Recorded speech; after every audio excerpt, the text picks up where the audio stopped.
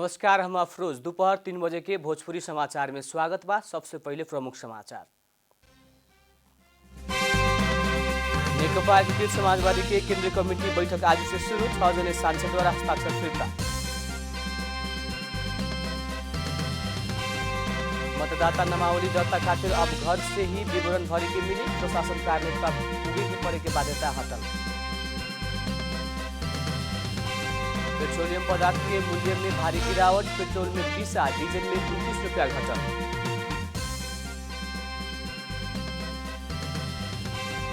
गर्भपतन संबंधी अधिकार अमेरिकी सर्वोच्च अदालत से उल्टल। अब 15 हफ्ता बाद गर्भपतन करे के ना मिली। एसीसी महिला T20 चैंपियनशिप की उपाधि यूएई के मिलल।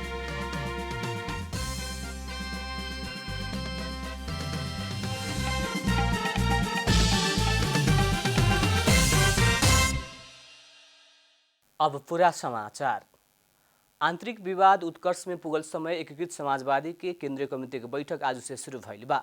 बिहान तक चले वाला बैठक में पालिका चुनाव के समीक्षा, आवेला कार्य योजना, वर्तमान संगठनात्मक अवस्था तथा ओकर समाधान, अध्यक्ष के राजनीतिक प्रतिवेदन, चुनावमुखी कार्य योजना के विषय में छलफल होके के पार्टी के उप महासचिव एवं प्रचार विभाग प्रमुख जगन्नाथ खतिवड़ा जानकारी देहने। मंत्री फेरबदल के विषय में विवाद बढ़ते गईला पर पार्टी के केंद्रीय कमेटी बैठक शुरू होखे लागल हुए। बैठक में बोलत पार्टी अध्यक्ष माधव कुमार नेपाल नेकपा एमाले के कुछ नेता सब अभी भी आत्मालोचना करे के खातिर आग्रह कैला पर उहाँ के समय में ही आंख खोले खातिर आग्रह कैनी। कथित 10 भएका विभिन्न मानिसहरूका अभिव्यक्ति म सुन्दैछु। अझै पनि तिनीहरू त्यो नसाबाट उनीहरूको दिमागबाट नसा अझै पनि उत्रेको छैन तथा नाम तथा भावी लेखिरहेका छन्।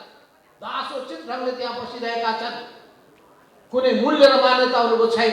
अहिलेसम्मको घटनाक्रमले के पुष्टि गरेको छ भने त्यो विद्रोह गर्नै पर्थ्यो, त्यो जायज थियो। विद्रोह नगरेको भए हामीले दास बन्नु पर्दथ्यो। नेकपा एकीकृत समाजवादी सरकार में शामिल होके के समय 6 महीना बाद मंत्री फिर्ता बोलावे के और नया पठावे के सहमति कैले रहे, लेकिन मंत्री भइल 8 महीना बीत चुकला पर भी निर्णय कार्यान्वयन भइल नहीं। पार्टी से कौनो जानकारी ना देहल आकस्मिक रूप में मंत्री से फिर्ता करके निर्णय कैला पर असंतुष्ट 10 नेता मध्ये लिखित रूप में संसदीय दल के बैठक के आह्वान कैले रहे। यद्यपि 6 नेता लोग हस्ताक्षर फिर्ता ले चुकल बाटे त निरुदेवी जयरू समेत फिर्ता लेवे के मनसाय में भइल नेता सोम बहादुर पांडे जानकारी देहनी। मतदाता नामावली दर्ता के खातिर अब घर से ही विवरण भरे के मिली। निर्वाचन आयोग ऐसन सुविधा उपलब्ध करावला बाद मतदाता नामावली दर्ता तथा अद्यावधि करे खातिर जिला निर्वाचन कार्यालय, जिला प्रशासन कार्यालय और इलाका प्रशासन कार्यालय में पुगे परे के बाध्यता के अंत होके बा। आयोग ऊ प्रायोजन के खातिर आवश्यक सॉफ्टवेयर तैयार कर चुकल बाटे। पूर्व सूचीकृत करे के कार्य अंतिम चरण में बाटे। आयोग के मुताबिक आवेला 10 दिन भीतर ऑनलाइन से मतदाता नामावली दर्ता करे के मिली। अभी बायोमेट्रिक वोटर्स रजिस्ट्रेशन सिस्टम मार्फत नामावली दर्ता हो रहल बा। उक्त प्रणाली के स्तरोन्नति करे के खातिर आयोग जनौले बाटे ऊ प्रणाली संचालन में अइला बाद संबंधित कार्यालय सब में नामावली दर्ता संबंधी कार्य बोझ 70% से कमी आवे के उल्लेख कैले बा। मोबाइल से अपन विवरण राखे के सके के हिसाब से सॉफ्टवेयर डिजाइन कैल गइल बा। जल तथा मौसम विज्ञान विभाग मुताबिक अभी देश के विभिन्न ठाउँ में मनसूनी वायु संगे स्थानीय वायु और पश्चिमी वायु के प्रभाव पड़ल बाटे। प्रदेश 1, मध्य प्रदेश, बागमती प्रदेश, गंडकी प्रदेश, लुम्बिनी प्रदेश और कर्णाली प्रदेश में मनसूनी वायु के सामान्य प्रभाव रहल विभाग जनौले बा। सुदूरपश्चिम प्रदेश के भूभाग में स्थानीय वायु और पश्चिमी वायु के सामान्य प्रभाव रहल बाटे। लुम्बिनी और गंडकी प्रदेश के अधिकांश स्थान सब के साथे कर्णाली और सुदूरपश्चिम प्रदेश के कुछ स्थान सब में मेघ गर्जन और चट्याङ सहित हल्का से मध्यम वर्षा हो रहल बा। आज रात भी देशभर सामान्य से पूर्ण बदली रहे के महाशाखा के पूर्वानुमान बाटे। देशभर के पहाड़ी भूभाग के बहुत स्थान सब में और बाकी भूभाग के कुछ स्थान सब में मेघ गर्जन और चट्याङ सहित हल्का से मध्यम वर्षा के संभावना रहल महाशाखा जनौले बा। मनसूनी वायु के सक्रियता के कारण देश के बहुत स्थान में वर्षा हो रहल और कुछ ठाउँ में भारी वर्षा के समेत संभावना रहला से बाढ़ और भूस्खलन के जोखिम रहल महाशाखा जनौले बा। भोजपुरी समाचार में अब छोट विश्राम।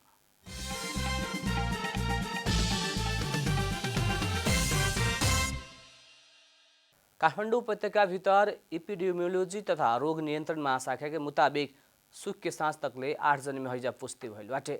हैजा पुष्टि भइल बिमार बाग बजार, डिल्ली बजार, गठेकुलो, बुढा नीलकण्ठ, कपन, सानेपा, बालाजु, बल्खु और थानकोट क्षेत्र के रहल टिकु स्थित शहीद शुक्रराज ट्रपिकल तथा सरुवा रोग अस्पताल जनौले बा। अभिनव अस्पताल में 8 जने भर्ना भइल बाटे।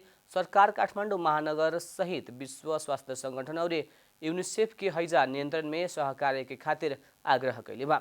हैजा फैलल स्थानीय तह से ही सचेतनामूलक कार्यक्रम करे के पहला पर भी पूर्ण रूप में फोहर व्यवस्थापन ना भइला से और पानी के अपर्याप्त रहला से काठमाडौँ में हैजा नियंत्रण चुनौतीपूर्ण होखे के देखल गइल बा।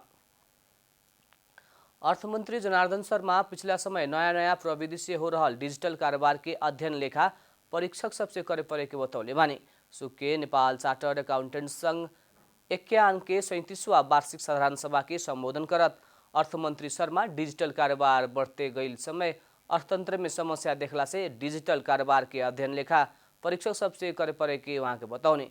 वहाँ के ऑडिटर सब ही डिजिटल कारोबार के विज्ञ भइल वहाँ के बतौनी। मंत्री शर्मा नेपाल में डिजिटल कारोबार, क्रिप्टो करेंसी लगायत अन्य बहुते कारोबार हो रहल बतौनी।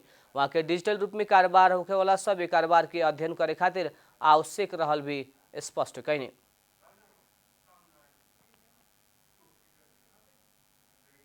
आज करेन्ट विषयहरू धेरै छन्। आज नयाँ डिजिटल प्रविधिबाट धेरै खालका कारोबारहरू भइरहेका छन्। ती कारोबारको बारेमा अध्ययन गर्ने कसले हो त? अब यहाँहरू नै विज्ञ हुनुहुन्छ, यहाँहरू नै अध्ययन गर्नुपर्छ होला। त्यसका थुप्रै डिजिटल खालका अब युग नै डिजिटलमा जाँदैछ।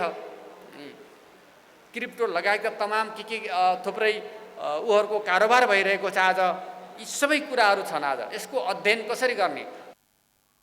वैसे ही महालेखा परीक्षक टंकमणि शर्मा दंगाल ऑनलाइन प्रविधि से ऑडिट में समस्या रहल बतौनी। वहाँ के उ वर्ष से सरकार के सभी ऑडिटर सब ऑनलाइन प्रणाली से ही कैला से कर्मचारी में नया प्रविधि के ज्ञान अभाव के कारण समस्या देखल गई बतौनी। अब आर्थिक समाचार।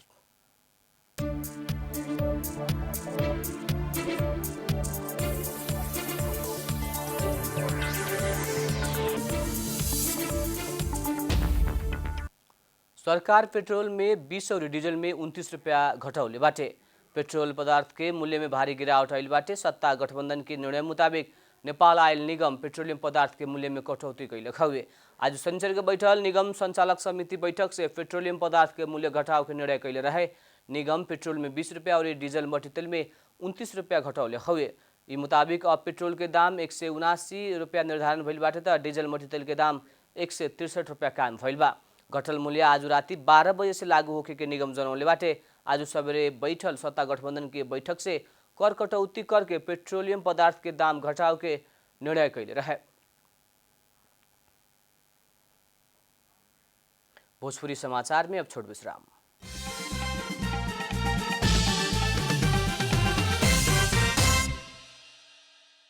भोजपुरी समाचार में अब अंतर्राष्ट्रीय समाचार।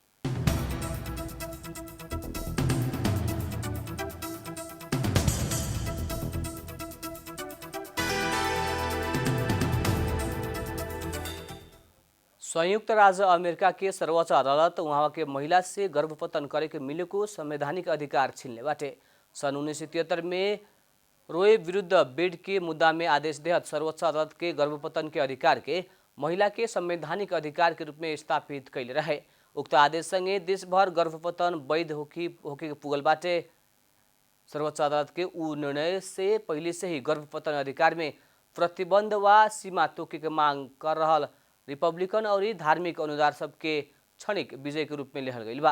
अनुदारवादी सबके बहुमत रहल सर्वोच्च अदालत 15 हफ्ता बाद गर्भपतन करे के नाम मिली कह के मिसिसिपी के कानून के सहारा लेहत सर्वोच्च के नजीर उल्टौलक हुए। निर्णय संगे प्रधान न्यायाधीश अलग टिप्पणी लिखत अपना सब मिसिसिपी के कानून प्रयोग मात्र कैल लेकिन अघिल का नजीर उल्टावे के थप कोनो कदम ना उठाल उल्लेख कैले बा। सन् 1973 के फैसला में सर्वोच्च अदालत संयुक्त राज्य अमेरिका के संविधान से प्रदान कैल व्यक्तिगत गोपनीयता के अधिकार अंतर्गत महिला से आपन गर्भपतन कराव सके के उल्लेख कैले रहे। गर्भपतन के अधिकार संवैधानिक अधिकार के रूप में ना रहे के सर्वोच्च अदालत के निर्णय से अमेरिका के विभिन्न राज्य गर्भपतन के अवैध घोषणा करे के कानून बनाव के छूट देले बा। अमेरिका के 50 मध्ये 26 राज्य पहले से ही गर्भपतन के गैर कानूनी घोषणा करे खातिर तैयार बा। अब खेलकूद समाचार।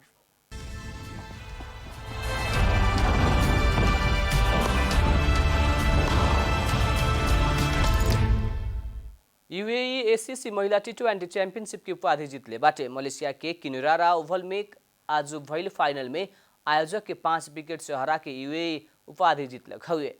मलेशिया जीत के खातिर देहल 101 रन के लक्ष्य यूएई 18 ओवर 4 बॉल में 5 विकेट गंवा के पूरा कैले रहे। यूएई के खातिर थिरथा 37-55 रन के अर्धशतक के पारी खेलली। वैसे ही खुशी शर्मा 13 रन में अभिजीत रहले। मलेशिया के मास इलिसा और निक नूर एक विकेट लेलक लोग। इससे पहले टॉस जीत के पहले बैटिंग कैल मलेशिया निर्धारित 20 ओवर में 4 विकेट गंवावत 100 रन बनौल रहे। ओकरा खातिर एन्ना हसीम अभिजीत 28 रन तथा नूर अरीना 25 रन जोड़ली। बान जुलिया 20 रन बनौली। यूएई के इंधुजा नंद कुमार 2 विकेट लेहली। कालू भइल सेमीफाइनल में हांगकांग के हरावत मलेशिया फाइनल में पुगल रहे। वैसे पहिल का सेमीफाइनल में यूएई समूह विजेता के रूप में फाइनल में पुगल हुए। मलेशिया और यूएई एशिया कप के खातिर छनौट भइल बाटे। ई वर्ष होखे वाला एशिया कप कहाँ और कब निर्धारण होखे के बाकी बा। अंत में प्रमुख समाचार फिर एक बेर। नेकपा एकीकृत समाजवादी के केंद्रीय कमेटी बैठक आज से शुरू। 6 जने सांसद द्वारा हस्ताक्षर फिर्ता।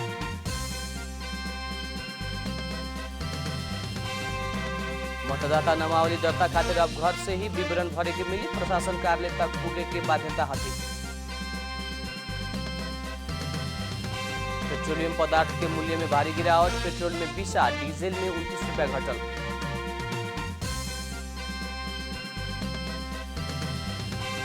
गर्भपतन संबंधी अधिकार अमेरिकी सर्वोच्च अदालत से उल्टल।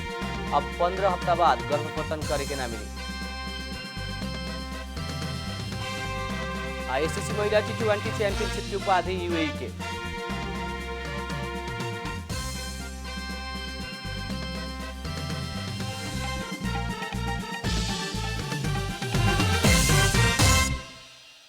भोजपुरी समाचार अभी खातिर इतना ही। जनता द्वारा जनता खातिर प्रसारित जनता टेलीविजन देखत रहें। प्रणाम।